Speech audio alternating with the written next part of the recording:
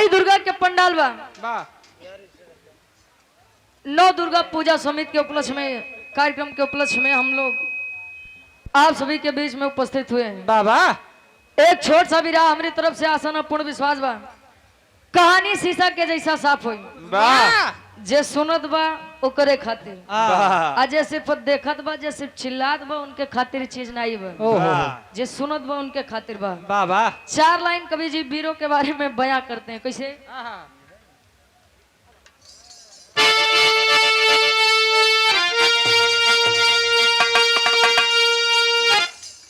लुरखुर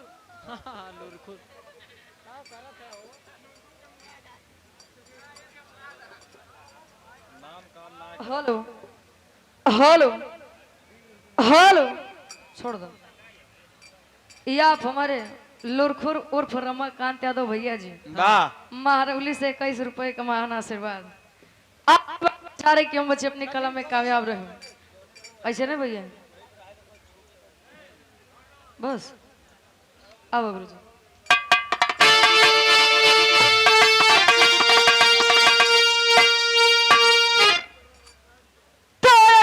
अरे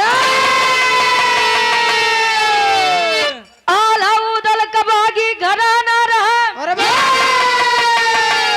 मोहब्बत वाले बजाए थे दुनिया में डंका। रास्ता सिंधु सागर को देना पड़ा, जिस डगर में गए बागुड़े वीर बंका। अरे तलवार हो जिसके जीवन का असली मजा, माई देवला के दोनों दुलारे रहे। जब हारे नहीं जीत तब तक नहीं, रुचि गया की कलम भी दहाड़े।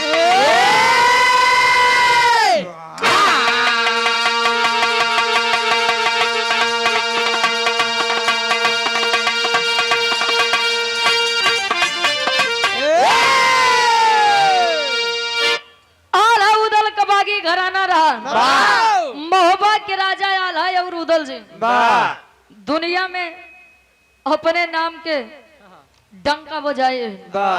जहाँ देखिए चर्चाएं हो रही हैं आला उदल आला उदल, उनके जैसा वीर कोई नहीं है। कवि जी विरहा में बड़ी सुंदर गजल के भाव देते हैं। वाह वाह। कोनो पिए वाले के, वाले के हाँ हो ज्यादा बहुत दावत मिली है, बता रहा है खुशी का ठिकाना नहीं है। अच्छा पिए खा वाले के अगर न्योता मिल जाए, निमंत्रण मिल जाए, अरे तजान ला घरे संजई 6 बजे से निकली है, 3 दिन पहले भोजन बंद कर पता ला घरे से निकले तो एक पौवा मार लें चला आगे, आगे तो मिलबो ही करी। लइकवा कहे कैसे?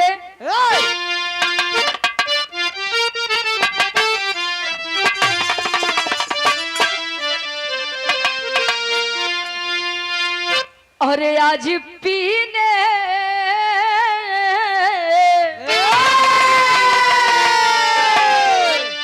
अरे आज पीने की दावत है यार, चांद पर बैठ कर हम पिएंगे। आज पीने की दावत है यार, चांद पर बैठ कर हम पिएंगे। आज पीने की दावत है यार, चांद पर बैठ कर हम पिएंगे। अरे आज पीने की दावत है यारो, अरे चांद पर बैठ कर हम पिएंगे। उनकी जुल्फों के साये में हंस कर प्यार भर हम उम्र में अरे जिएंगे। उनके जुल्फों के साये में हंस कर उम्र भर शौक से हम जियो। उनके जुल्फों के साये में हंस कर उम्र भर शौक से हम जिएंगे। उनकी जुल्फों के साये में हंस कर उम्र भर हम नशे में जिएंगे। वैसे अगर मेहरारू के फेर में नाही पड़ा जाता ज्यादा बढ़िया बा काहे त्रिया चरित्र दैवो न जाना है मेहरारू के चरित्र मेहरारू के हाँ माया भगवान नहीं समझ पाए बनाइए आप लोग तो बहरहाल मनई है इंसान है और ढेर फेर में पड़ब तो जान ल कतो नीला ड्रम में जाबे हाँ तो कतो टाइल्स के नीचे जाबे बच्चा रहबत हनीमून मनावे जाबत तब जाबे हाँ तो तनी बचिन के रहा वाह लेकिन जाबे जरूर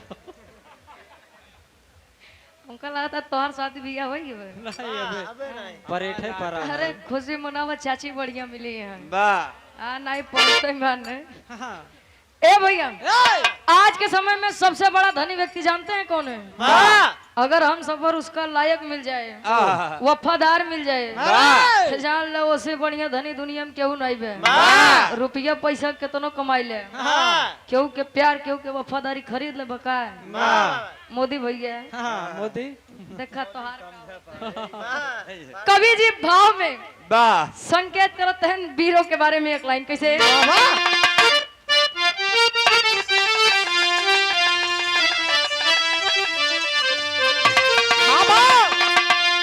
अरे जिसके सीने अरे जिसके सीने में जलता हो सानी फौलाद बनकर जिएगा जिसके सीने में जलता हो सानी फौलाद बनकर जिएगा जिसके सीने में जलता हो सानी फौलाद अरे जिनके सीने में जलता हो सोला सान फौलाद बन के जिएगा मानी से कोई जहर भी पिलाए अमृत अपमान का ना अरे पिएगा मानी से कोई जहर पिलाए अमृत अपमान का ना पिएगा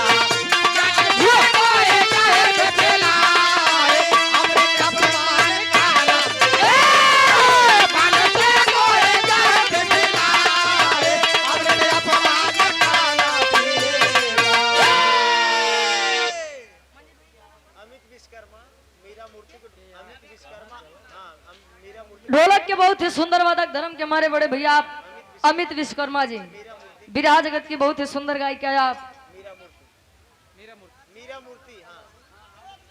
आप मीरा मूर्ति जी के साथ संगत करते हैं सुंदर पुष्पंखुड़ियों में थोड़ा हार 51 रुपए का महान आशीर्वाद चरणों में कोट कोट नमन है आशीर्वाद के सारे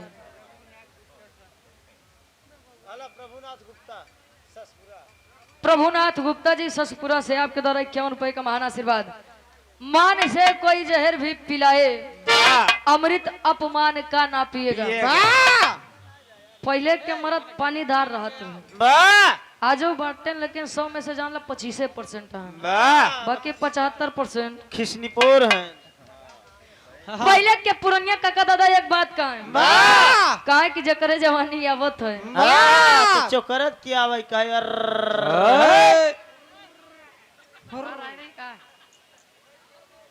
पहले के लोग अपन जवानी काम में खर्चा करत रहे आज वाले खटिए बिता देते खिसनीपुर की वाह यार हो जेताई वाह बहादुर तार कोनो जोड़े नहीं बा बिरहा के कहानी के शुरुआत कवि जी इसे लेते हैं जौहरी छन लगत है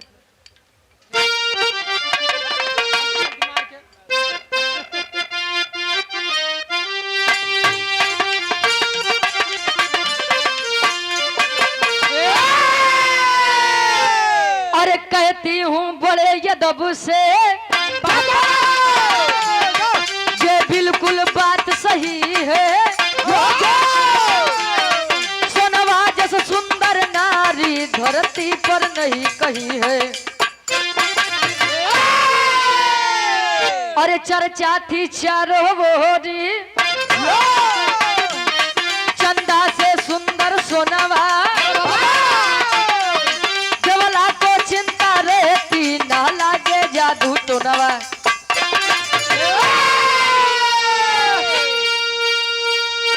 सोनवा जी आल्हा के धर्म पत्नी सोनवा जी बताएगा कि वह समय में उनसे ज्यादा न सुंदर न सुशील आ न सभ्य अरे वाह कोनो मेहरारू नहीं रहन। ओ हो चारों तरफ रानी सोनवा की जय जयकार हो रही है, खूबसूरती के बखान होत बा। आ ये खबर जब पथरीगढ़ के राजा ज्वाला सिंह पायस विचार करत बा आखिर ई सोनवा आके बड़ी चर्चा बा, तनी से जाना या समझा जाए। तब कवि जी लिखते हैं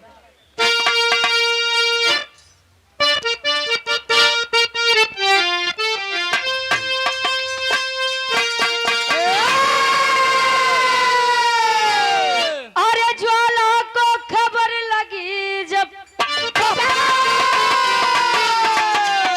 महबूबा के अंदर आया, झूला झूलते बगिया में सोनवा रानी पाया, ज्वाला की मनसा पड़े रानी को फरिश्ताई, अरे खबरदार हो जाओ मैं वीर पुरुष की नारी।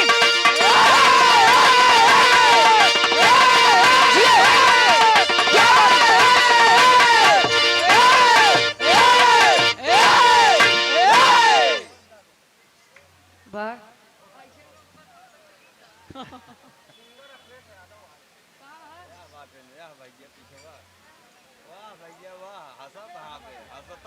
सिंगर अखिलेश यादव जाया जी तो से मिले एक काम हाँ ध्यान दे है भैया। हाँ 100 रुपए का महान आशीर्वाद माई भगवती करे कि काम में दिन दुनिया रात चौगने तरक्की करे।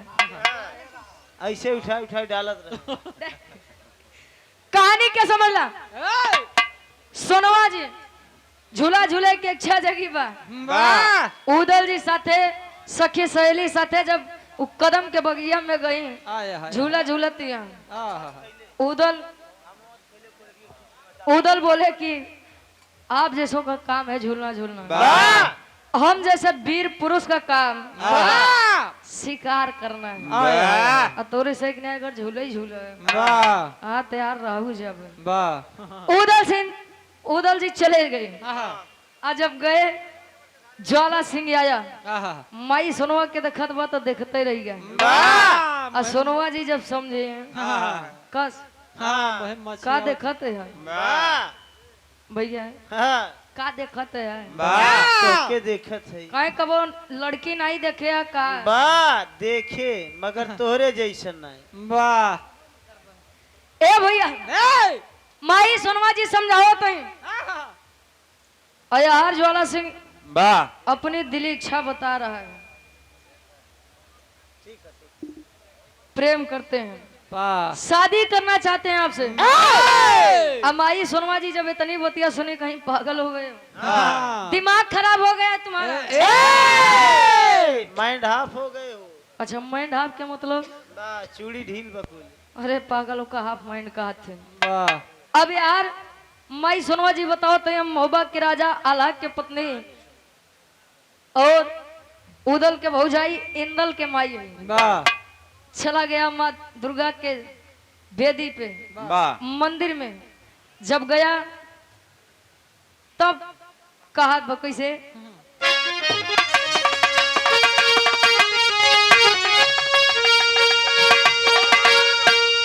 लड़की कहे अरे मामा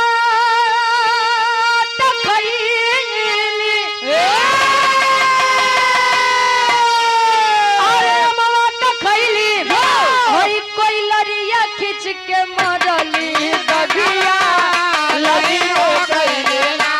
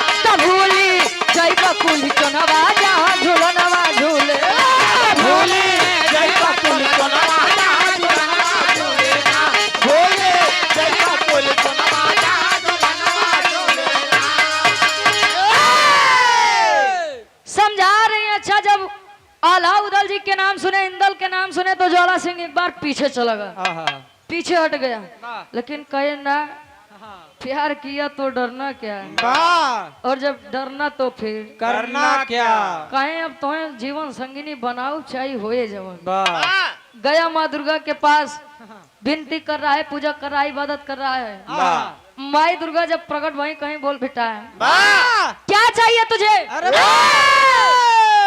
कहे माई पहले ही बतावा जवन मांगब तवन देबू, तिरवाचा बंधाई ले।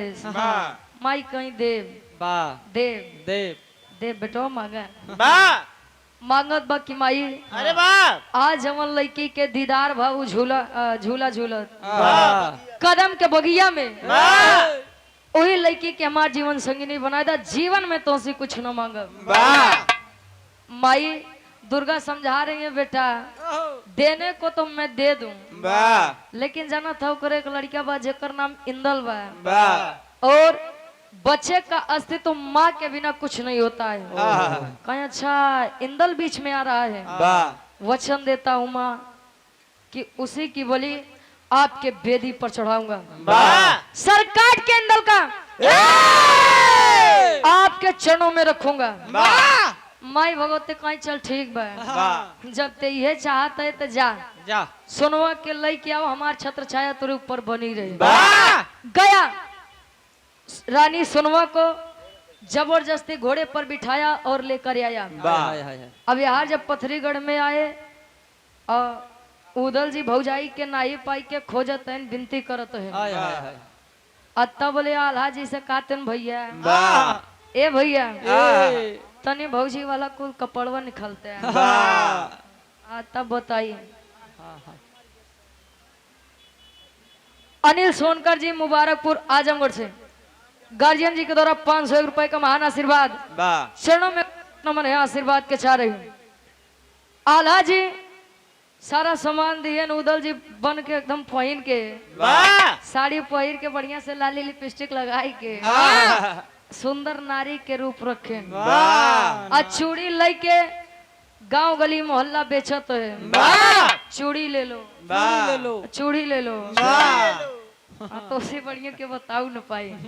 अब ये करत करत जब पथरीगढ़ में पहुंचे तब माई सोनवा जी अच्छा जोड़ा सिंह के एक बिटिया जेकर नाम सुबह पंखिनी बताए। वाह माई रानी सोनवा जी कहीं बिटिया जा वाह तनी के बोलाई के लड़का वो ढेर दिन होगी बात चूड़ी नहीं पहरे।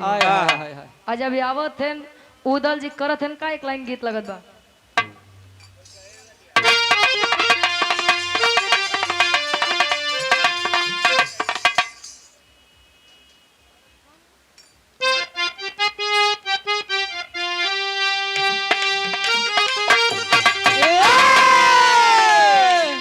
लड़की बतावे का हम गवनवा नहीं जा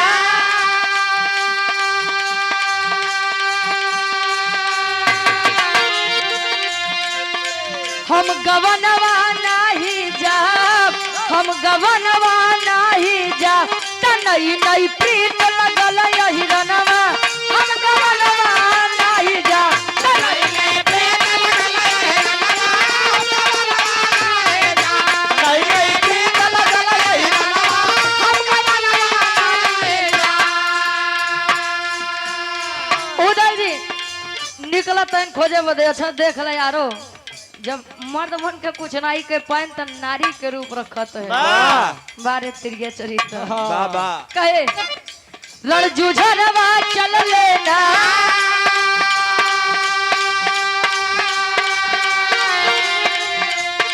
लड़ जुझरवा चल लेना लड़ जुझरवा चल लेना तू चल बनी गई ले चूड़ी हरवा लड़ जुझरवा चल लेना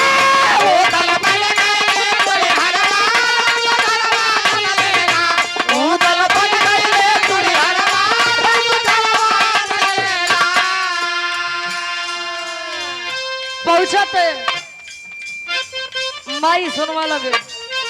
आज जब हाथ को पकड़े कलाई पकड़े तब होत सोना दिहाली हाथ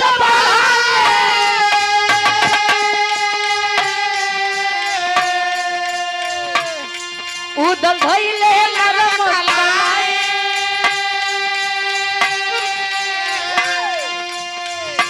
अरे घूंघट हटे त देखे चेहरवा घूंघट हटे त देखे चेहरवा तरजू झरवा चल लेना घूंघट हटे त देखे चेहरवा चल लेना घूंघट हटे त देखे चेहरवा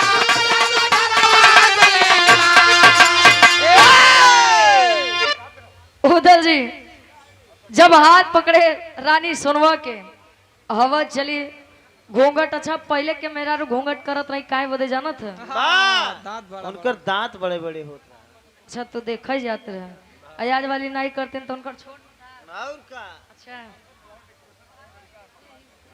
ए भैया माई सोनवा जी घूंघट करे जब हवा लगा घूंघट उठा उदल जी देखे सोचा तन बतावा जे का गली गली ढूंढ डाले वाह खोज डाले अरे वाह वो ज्वाला सिंह के गिरफ्त में बा कहे बारे भौजी वाह बारे हमार भाभी वाह आखिर का कमी रही हमारे भैया के प्रेम में वाह क्या कमी थी हम लोगों के स्नेह में अरे जो एक मर्द के हाथ छोड़ के एक नाम मर्द के हाथ थमे है वाह अब यार मार उदल जी हक के परा है सोनवा जी का ये देवर बबुआ बोले से पहले तनी सोच ला समझ ला काहे काहे जवन बात तवन तो कुल सामने दिखात बा वाह अब का बताऊ काहे देखा हम अपने मर्जी से नहीं आए वाह ई ज्वाला सिंह हमके जबरदस्ती ले आई के आई बा वाह है तनी बतिया जब उदल जी सुने तब करत इनका बिरहा के आखिरी गीत लगत बा आय हाय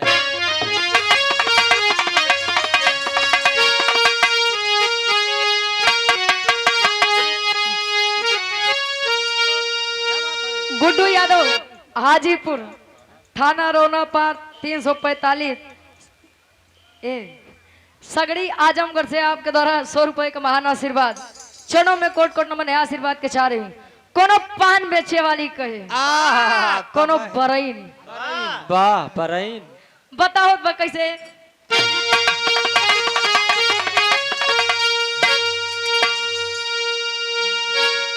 अरे कोठे ऊपर कोठरी अरे हलवैया के दुकान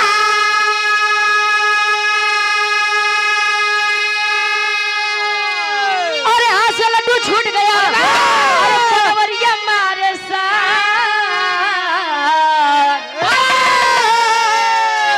अरे पनवा खाइला भैया अरे पनावा खाइला राजा हमारी दुकान पनावा खाइला राजा हमारी दुकान पनावा खाइला राजा हमारी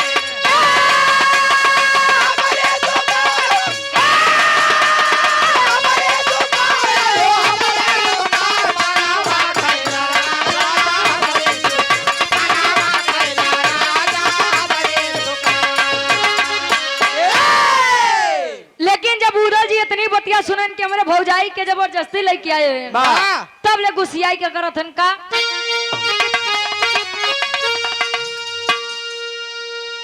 अरे चूड़ी तड़के फेंक के उधर अब खींच लिए तलवार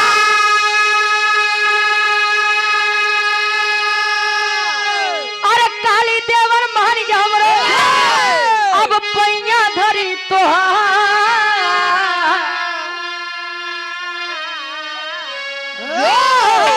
अरे ऐसे ना पैबा ऐसे ना पैबा ज्वाला के हो तुम्हार ऐसे ना पैबा ज्वाला के हो तुम्हार ऐसे ना पैबा ज्वाला के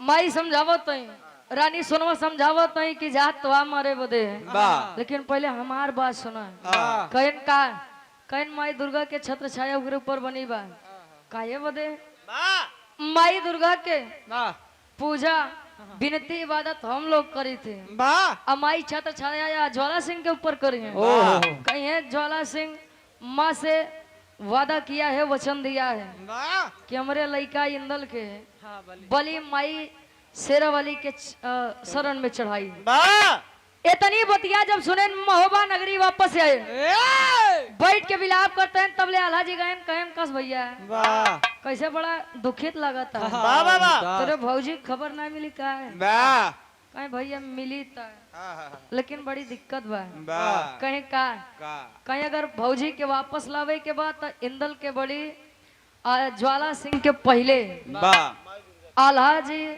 यानी आप चल के माई दुर्गा जी के सामने रखे। वाह इतनी बतिया जब सुने तो करत हन का टेरी के भाव में कवि जी लिखत है।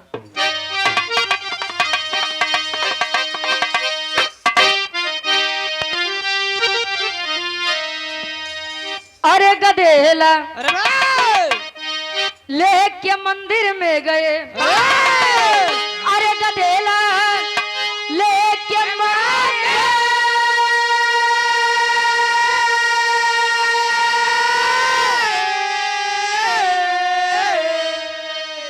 अरे गधेला लेके मंदिर में गए तो सोनवा खातिर आला उदल वीर बघेला यार बघेला यार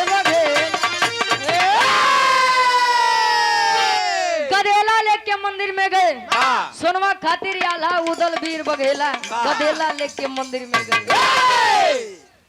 जब पहुंचे यार एक बार अच्छा आल्हा जी नईकारा तो है क्योंकि संसार का सबसे बड़ा सुख संतान सुख होता है।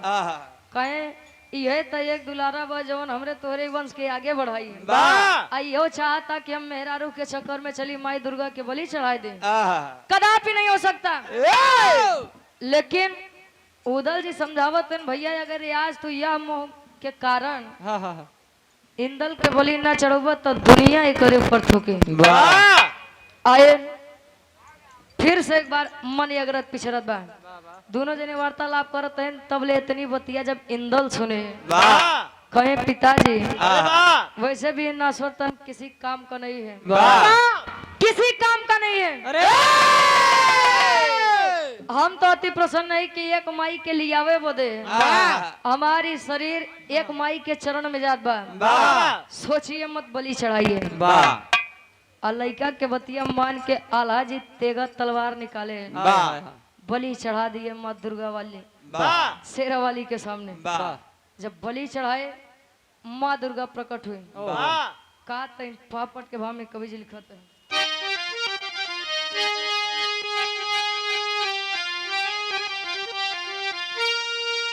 रमाकांत यादव जी मारौली से आप भैंस व्यापारी, अच्छा 51 रुपए कमान आशीर्वाद आशीर्वाद के चारे के हम बच्चे अपनी कला में कामयाब रहे। और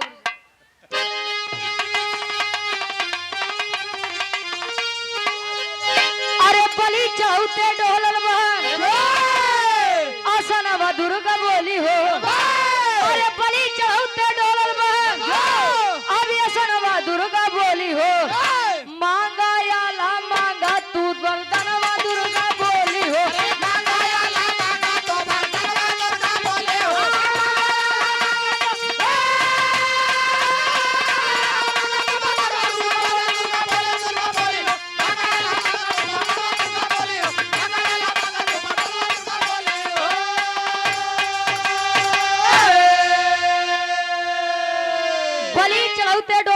सनवा दुर्गा बोली हो, मांगा याला मांगा तू वरदानवा दुर्गा बोली हो। माँ प्रकट हुई कहीं बेटा याला ए बेटा क्या चाहते हो? तुम्हारे इस त्याग से हम बहुत प्रसन्न हैं। क्या चाहिए बोलो बोलो। कहे माई जो हम मांगब तू देबो ही न करबो। ए माई कहे ऐसे कैसे कह सकते हो? कहे ऐसा कैसे कह सकते हो कि जो आप मांगोगे मैं नहीं दूंगी? कहे नहीं माई पहले तिरवाचा बनावा तब मांगब। माई कहीं बेटा मांग ले जो मांगना है तुझे। मिले हाँ बेटा मिले मिले माई तिरवाचा बंधा दिए। मांगा तैन आल्हा जी का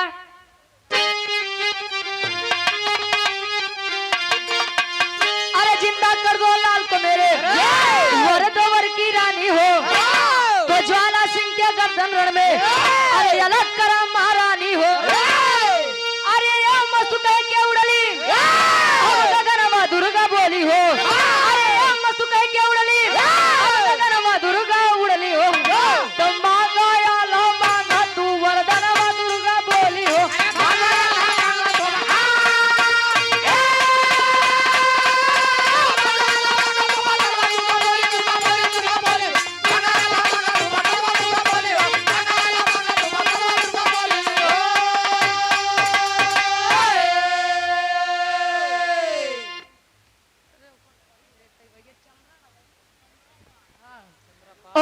सम्मानित शंकर चौहान ग्राम प्रधान जी चंद्रा पार मऊ से आपके द्वारा 100 रुपए का महान आशीर्वाद चरणों में कोट कोट नमन है आशीर्वाद के चाह रही आल्हा जी मांगा तैन माई जोने लइका के बोली हम तोरे चरण में चढ़ाए वो हमार दुलरुआ रहे बड़े प्यार से ओके पाले पोसे इतना बड़ा कि है त मेहरारू के लव के चक्कर में बलि आपके चरण में दे के पड़ा कहीं तब कहीं हम चाहते माई हमारे लड़किया के फिर से पहले जैसे कह दिया माँ दुर्गा बोली ए मस्त बेटा ऐसा ही इंदल जी पुनः जीवित हुए कहीं और कुछ कहन माई उज्ज्वला सिंह के चक्कर में इतना खेला भवा उज्ज्वला सिंह के गर्दन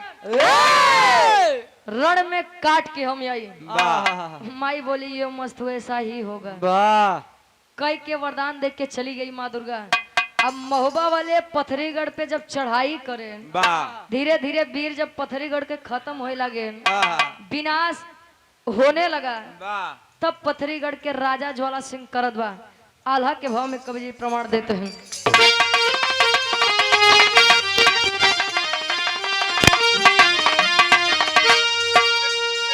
और पथरी पे चढ़ाई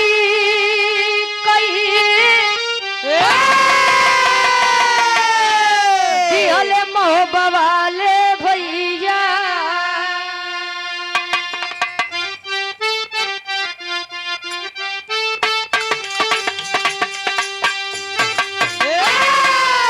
ज्वाला के खबरिया लागल हो नैया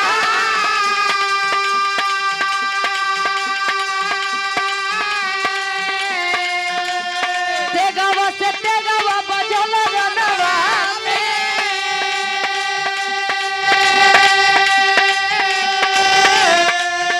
अरे दुर्गा जी के मंदिर पहुंचा हो ही के लाचा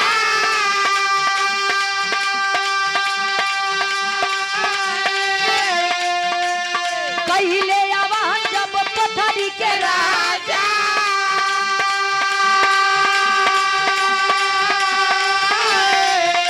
अरे दुर्गा माई मदद से कैली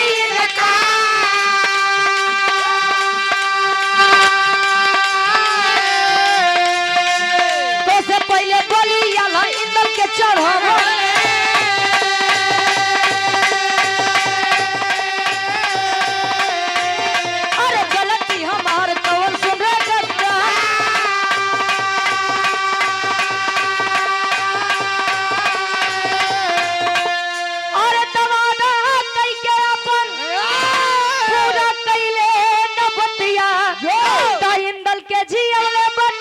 के तलवा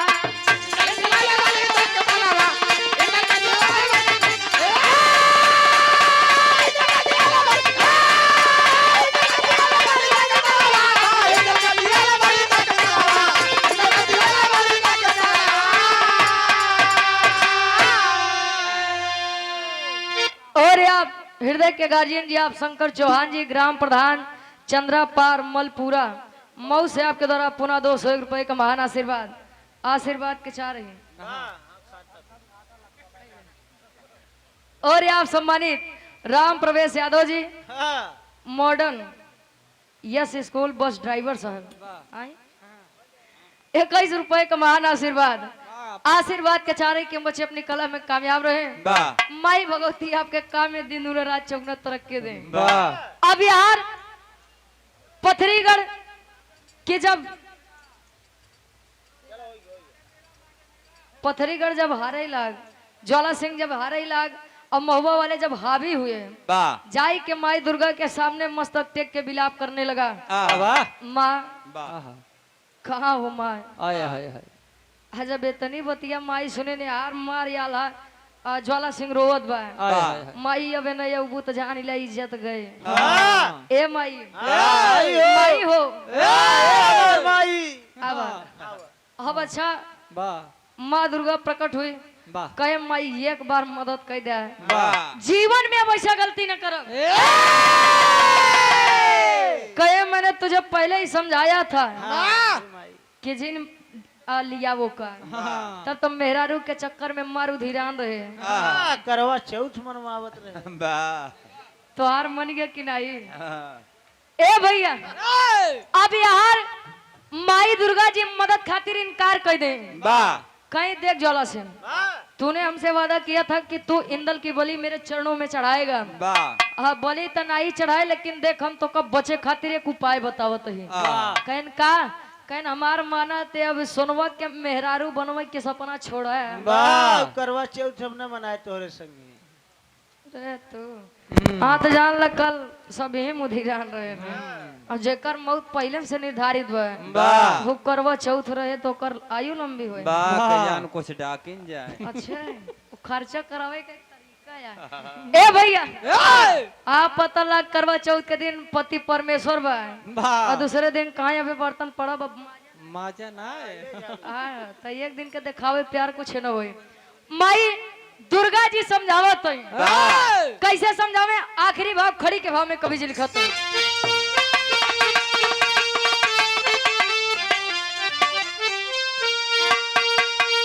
अरे काली दुर्गा ज्वाला से अरे न मचावरिया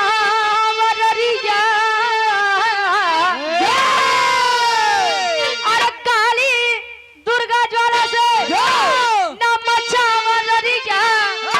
जोड़ा या लाउदल संगे नाता के डोरिया।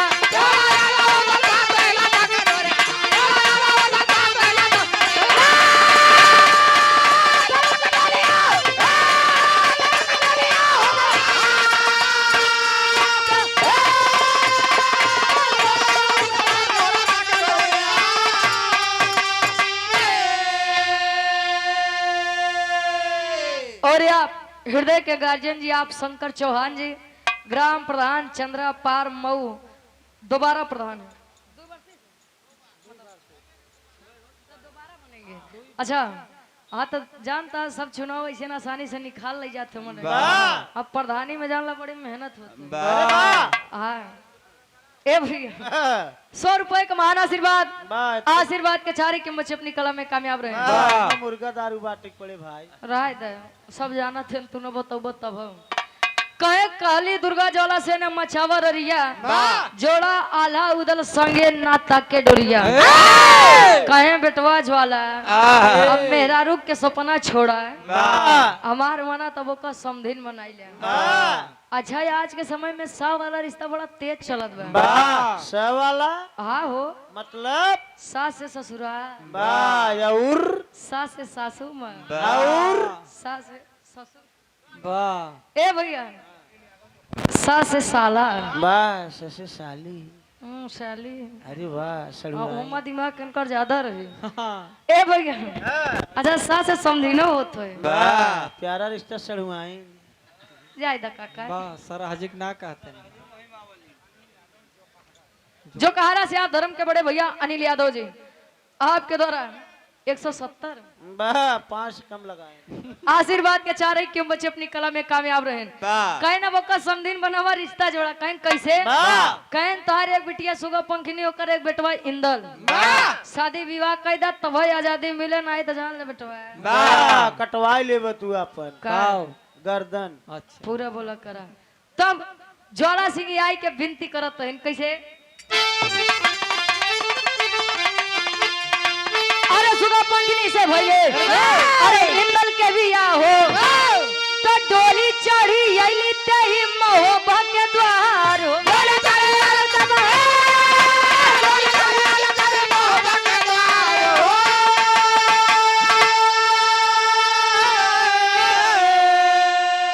अरे तो भारी पड़ल अब सुनवा के अरे कैले चोरी जा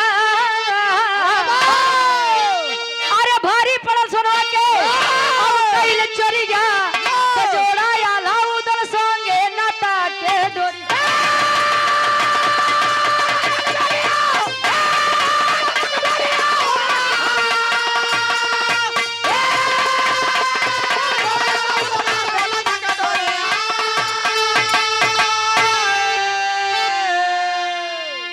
सुगा पंखनी और इंदल के साथ विवाह हुआ। हंसी खुशी सब महोबा नगरी वापस आए।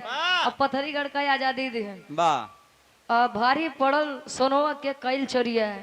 ये बारे दूसरे के मेहरारू पीछे तो जी नहीं पड़ा तो ज्यादा ए भैया आय अपन ही संभालत बहुत बड़ी बात बा वाह आ दूसरे के पीछे अगर पड़बन है वाह। तो विध्वंस हो जाए जान ले वाह आप बनी बनाई इज्जत कुल माटी मिले वाह एक ध्यान दे हा भैया अनिल यादव जी बीएड ठेका वाले भारी बहादुर वाह 100 रुपए का महान आशीर्वाद आशीर्वाद के चारे कि हम बच्चे अपनी कला में कामयाब रहे ओह, ऐसे बेचत रहा है अच्छा पहले के समय में लोग महुआ खात रहे हाँ, आज वाले हाँ पियत है खाए और पिए में अंतर बजाना था हाँ भैया हाँ, छोड़े के कितना है 6 महीने अच्छा खाए वाले के 6 महीना बाद असर करत रही वाह। जे काका बाबू हरे बैठा है वाह अब पिए वाले के 6 मिनट में असर कर देता है वाह तुरंत कहे तेरी माँ की बोल वाह क्या बात है बस हम जाना था तू बड़का जानकार है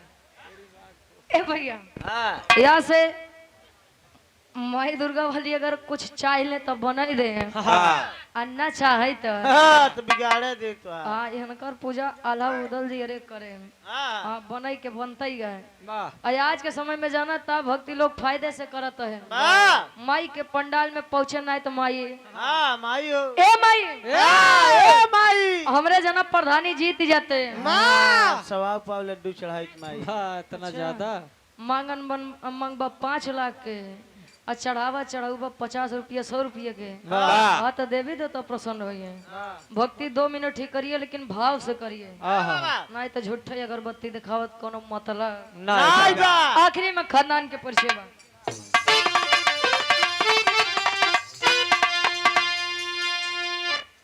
और आप धर्म के हमारे बड़े भैया राजू यादव उर्फ चतुर लाडो बनकट आजमगढ़ से आपके द्वारा 51 रुपए का महान आशीर्वाद आशीर्वाद के चाह रही कहे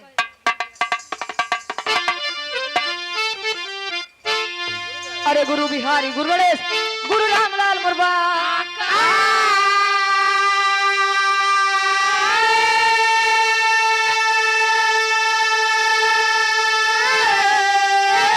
अरे स्वर्ग से चल क्या कभी बच्चन का विजय पता का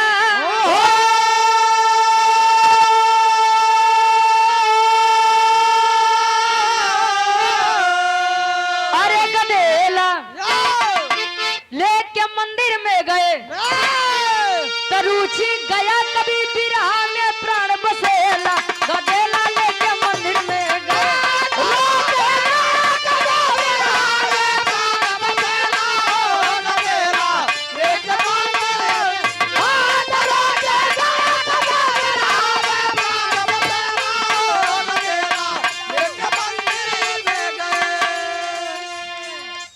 और आप मॉडर्न यस इंटर कॉलेज जीपनपुर से आप राम प्रवेश यादव जी अभी तक ड्राइवर रहे प्रबंधक हो गया कम से कम बढ़ा दी होता ड्राइवर रहे तो ठीक रहे ड्राइवर रहे तो 20 लेके प्रबंधक हो गया 10 लेके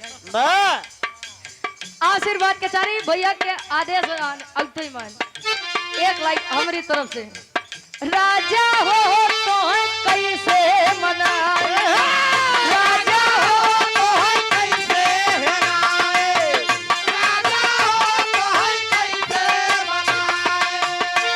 अरे रतिये में हमरे चला गए हूँ घाई दुल्हा हो का हो आत्मा रूपी दुल्हन परमात्मा रूपी दूल्हा के वर्णन में वाह कहे अरे रतिये में हमरे नला गए हूँ घाई राजा हो तो है कैसे मनाए राजा हो तो है कैसे मनाए राजा हो तो है कैसे मनाए रतिये में हमरे भोला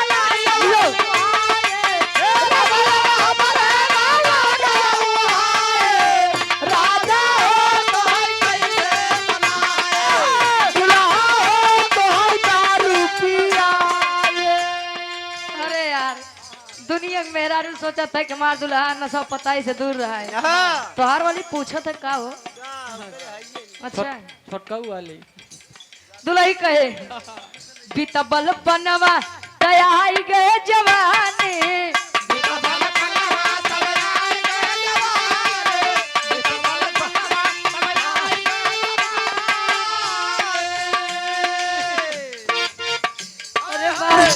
बात है, जिया से क्या बात है।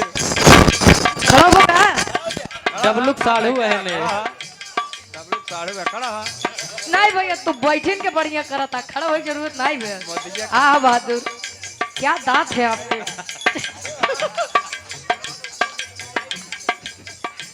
कहे,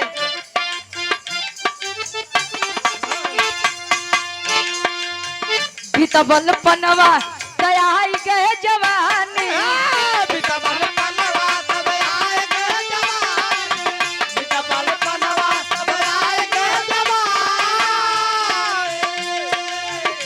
अरे रही रही के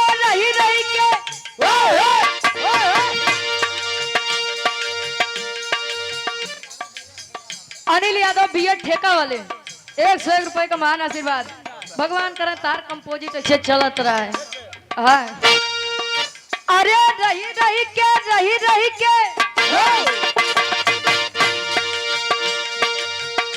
नहीं पकड़ पाया।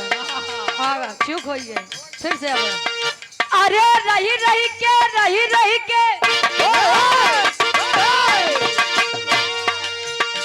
अरे रही के सजिया ते आवयंगराई, राजा हो तो है कैसे मनाए, राजा हो तो है कैसे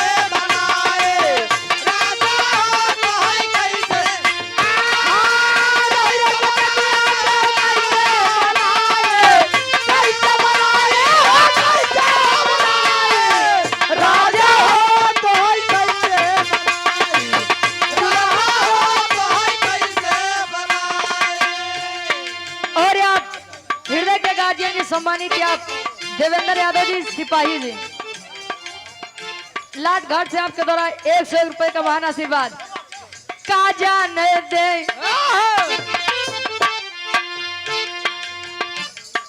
का जाने दे शहर वाली कजना, का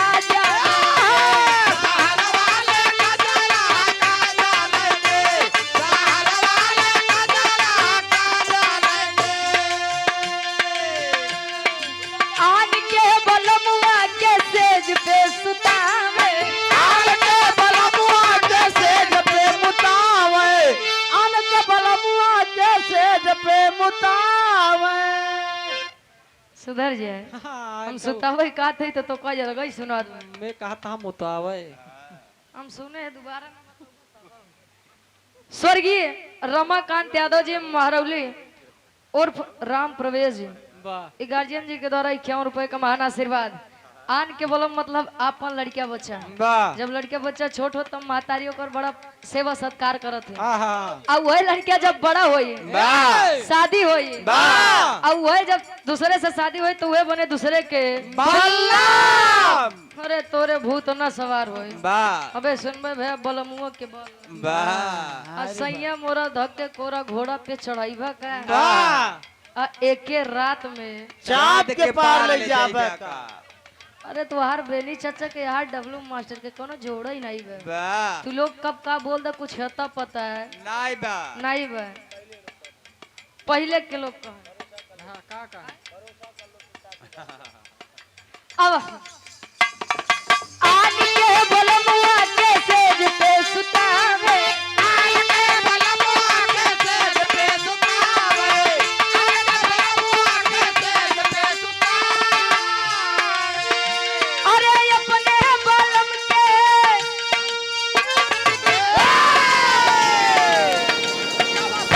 खड़ा हो जा, हाँ वो कुछ ना बोलिए, खड़ा हो जा। लेकिन नहीं छोड़ और क्यों नहीं आवा। अरे अपने बालम के बिछा दी गोनारा, का जाने दे शहर वाली कजरा, का जाने दे शहर वाली कजरा, का जाने दे शहर वाली कजरा, हाँ शहर वाली कजरा, अरे भाई आजमगढ़ के शहर वाली कजरा, शहर वाली कजरा, का जाने दे शहर वाली